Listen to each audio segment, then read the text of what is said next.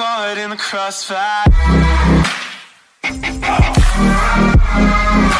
It's caught in the crossfire. Hi friends, నా పేరు శేఖర్. మీరు చూస్తున్నారు Rajasekhar tech YouTube channel. Friends, already నేను పాస్పోర్ట్ ఎలా అప్లై చేసుకోవాలి అనేది ఒక వీడియో అయితే చేశాను. మీరు ఇంకా ఆ వీడియో చూడకపోతే పైన ఐకార్డ్స్లో అయితే ఉంటుంది. ఆ వీడియో చూసి పాస్పోర్ట్ ఆన్లైన్లో ఎలా అప్లై చేసుకోవచ్చు అనేది తెలుసుకోగలరు. అండ్ ఈ వీడియోలో నేను మీకు మీ పాస్పోర్ట్ అప్లికేషన్ మీరు కంప్లీట్ చేస్తారు కదా, అంటే మీరు పాస్పోర్ట్ అప్లికేషన్ ఫిల్ చేసుకొని అమౌంట్ అనేది పే చేసి అపాయింట్మెంట్ అనేది తీసుకుంటారు కదా పాస్పోర్ట్ ఆఫీస్ దగ్గర డాక్యుమెంట్ వెరిఫికేషన్ కోసం. ఆ డాక్యుమెంట్ వెరిఫికేషన్ దగ్గర జరిగే ప్రాసెస్ ఏంటి స్టెప్ బై స్టెప్ ఈ వీడియోలో అయితే చెప్తాను. Without any delay let's start the video.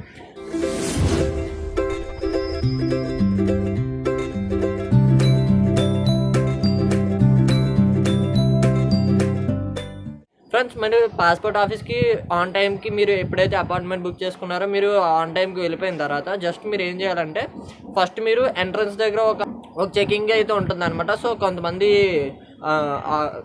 Officers అయితే కొంతమంది అయితే ఉంటారు అక్కడ సిస్టమ్ వర్క్ చేసేవాళ్ళు. వాళ్ళైతే మీ డాక్యుమెంట్స్, మీ అప్లికేషన్ అండ్ మీ అడ్రస్ ప్రూఫ్ అవన్నీ ఒకసారి మీ ప్రూఫ్స్ అన్ని చెక్ అయితే చేస్తారు. అంటే మీ ప్రూఫ్స్ అన్ని అడిగి తీసుకుంటారు, మీ అప్లికేషన్ తీసుకుంటారు అండ్ క్రాస్ వెరిఫై చేస్తారు. అండ్ మీ అడ్రస్ ప్రూఫ్ అంటే మీ ఆధార్ కార్డ్ కానీ లేదా మీ పాన్ కార్డ్, సో ఇలాంటి అడ్రస్ ప్రూఫ్స్ మీరు ఏవైతే డాక్యుమెంట్స్ అప్లికేషన్ టైంలో సబ్మిట్ చేశారో ఆ డాక్యుమెంట్స్ అయితే ఒకసారి వెరిఫై చేస్తారు. అండ్ మీరు కాలేజ్ స్టూడెంట్ అయితే మీ college ID card and submit చేయమంటారు, చూపించమంటారు. అండ్ మీ 10th class marks list original certificate అయితే చూపించమంటారు. ఒకవేళ మీరు ఇంజనీరింగ్ చేస్తున్నట్లు అయితే మీ సర్టిఫికేట్స్ కాలేజ్ వాళ్ళ దగ్గర ఉంటాయి కాబట్టి వాళ్ళ దగ్గర బోనఫైడ్ సర్టిఫికేట్ అయితే మీరు తెచ్చుకోవాల్సి ఉంటుంది పాస్పోర్ట్ ఆఫీసులో సబ్మిట్ చేయడానికి. అంటే 10th class original marks list బదులు మీకు బోనఫైడ్ సర్టిఫికేట్ అయితే యూజ్ అవుతుంది అనమాట. అంటే బోనఫైడ్ సర్టిఫికేట్ ఉంటే మీకు మీ దగ్గర 10th క్లాస్ మార్క్స్ లిస్ట్ అనేది ఒరిజినల్ ఉండాల్సిన పని అయితే లేదు.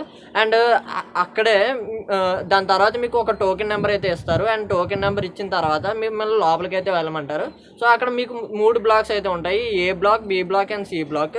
సో ఏ బ్లాక్లో ఏం జరుగుతుందంటే మీ డాక్యుమెంట్స్ అనేవి ఒకసారి చూస్తారు. అంటే మీ ఆధార్ కార్డ్ అవి చూస్తారు అండ్ మీ అప్లికేషన్లో సిస్టంలో చూపిస్తారు అనమాట. మీ డీటెయిల్స్, మీ నేమ్, మీ రోల్ నెంబర్, మీ ఫోన్ నెంబర్, మీ ఈమెయిల్ ఐడి, మీ పాస్పోర్ట్ డీటెయిల్స్ అవన్నీ కూడా మీకు ఒకసారి చెక్ అయితే చేసుకోమంటారు. అవన్నీ మీరు ఒకసారి చెక్ చేసుకున్న తర్వాత మీ బయోమెట్రిక్స్ అయితే తీసుకుంటారు. అంటే మీ right hand and left hand both 10 fingers యొక్క బయోమెట్రిక్ అయితే తీసుకుంటారు. అండ్ తీసుకున్న తర్వాత మీ మళ్ళీ ఒక ఫోటో అయితే తీసుకుంటారు. అండ్ ఫోటో తీసుకున్న తర్వాత అవన్నీ అప్లికేషన్లో అటాచ్ చేసి ఒక ఫార్వర్డ్ అప్లికేషన్ అయితే మీకు చేతికి అయితే ఇస్తారనమాట. అంటే ఇప్పటివరకు మీరు తెచ్చిన డాక్యుమెంట్స్కి ఒక అప్లికేషన్ షీట్ ఫ్రంట్ సైడ్ ఒక స్టాంపుల్ చేసి మిమ్మల్ని బి బ్లాక్లో అయితే వెళ్ళమంటారు.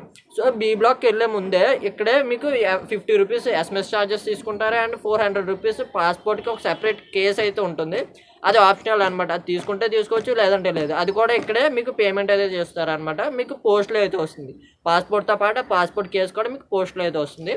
అండ్ మీరు బి బ్లాక్కి వెళ్ళిన తర్వాత మీ టోకెన్ నెంబర్ అయితే పిలుస్తారు. మీ టోకెన్ నెంబర్ పిలిచిన తర్వాత మీరు ఏం చేస్తారంటే జస్ట్ మీ డాక్యుమెంట్స్ అనేవి ఒకసారి చూపిస్తారు. అండ్ అతను ఏమైనా చిన్న చితక క్వశ్చన్స్ అంటే మీరు ఎక్కడ ఉంటారు, ఏం చేస్తుంటారు, అలాంటి క్వశ్చన్స్ అయితే అడుగుతారు. సో అవన్నీ జస్ట్ ఫార్మాలిటీగా అనమాట. జస్ట్ అడిగిన తర్వాత అతను కూడా మీకు క్లియరెన్స్ అయితే ఇస్తారు. సో అక్కడ కూడా క్లియరెన్స్ ఇచ్చిన తర్వాత మీరు సి బ్లాక్ అయితే వెళ్తారు. సి బ్లాక్కి వెళ్ళిన తర్వాత మిమ్మల్ని మీ డాక్యుమెంట్స్ అనేవి క్రాస్ వెరిఫై చేస్తారనమాట. అంటే అప్లికేషన్లో ఉన్నవి డాక్యుమెంట్స్లో ఉన్నవి సేమ్గా కరెక్ట్గా ఉన్నాయా లేదా అనేది ఒకసారి క్రాస్ వెరిఫై అయితే చేస్తారు. సో వెరిఫై చేసిన తర్వాత మిమ్మల్ని వెళ్ళిపోమంటారు. పాస్పోర్ట్ అనేది 2 డేస్లో మీకు పోస్ట్లో అయితే 2 డేస్ అంటారు.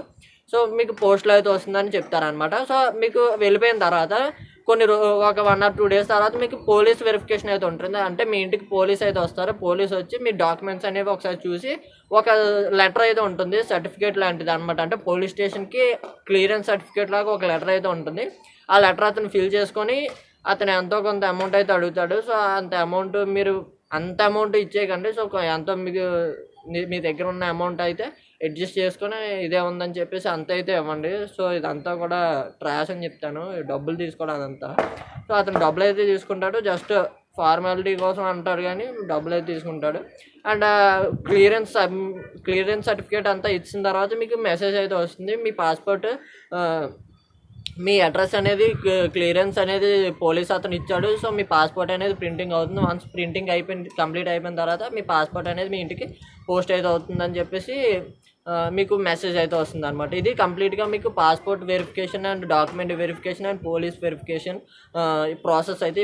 వీడియో మీకు నచ్చింది అనుకుంటే వీడియో మీకు నచ్చితే ఒక లైక్ అయితే చేయండి. అలాంటి మరిన్ని వీడియోస్ కోసం మన ఛానల్ అయితే సబ్స్క్రైబ్ చేసుకోండి, ఎందుకంటే ఇలాంటి లేటెస్ట్ ఇన్ఫర్మేషన్ వీడియోస్ మీకోసం తీసుకొస్తుంటాను. So thanks for watching. See in the next video. Bye bye now.